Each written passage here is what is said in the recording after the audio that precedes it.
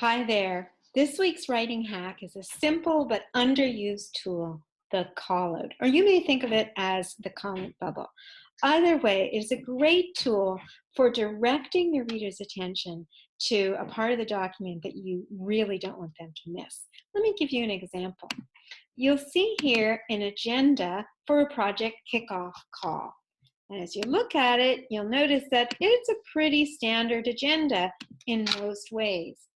You can see we're going to start with a welcome. We're going to have a little bit about the project background, our methodology, yada, yada, yada, all standard stuff, project roles and responsibilities. But wait, we actually, in this kickoff call, needed to break out of the routine and actually make an important decision. I needed people on that kickoff call to come to a decision about the kind of role they intended to play in the project. So, how was I going to get them to prepare in advance? Well, I needed to first of all grab their attention. I needed to break them out of the habit of not preparing for a kickoff meeting, which is what I usually do.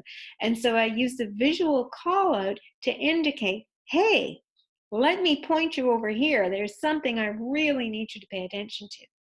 The second thing I did, which the call out enabled me to do, was to actually spell out for them a framework that would facilitate our discussion about roles and stop us from just rambling all over the place.